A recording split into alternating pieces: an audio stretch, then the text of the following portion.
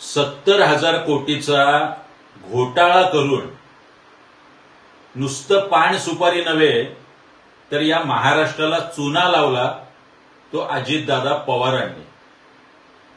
तरी वर तोंड करून घासलेट चोर सुपारीबाज आम्हाला म्हणतोय।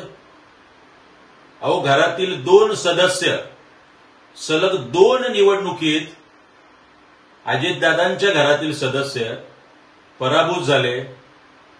हे अजितदादांचं यश।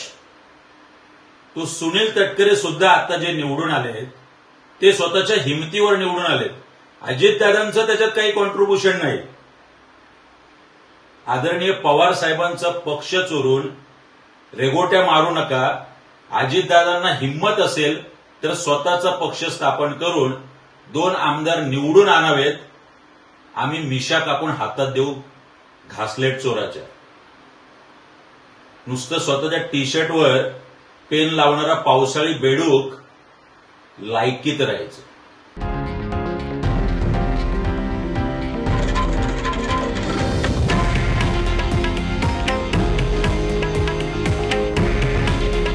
हे आहे देशातील नंबर 1 न्यूज नेटवर्क आणि आपण पाहत आहात TV9 मराठी।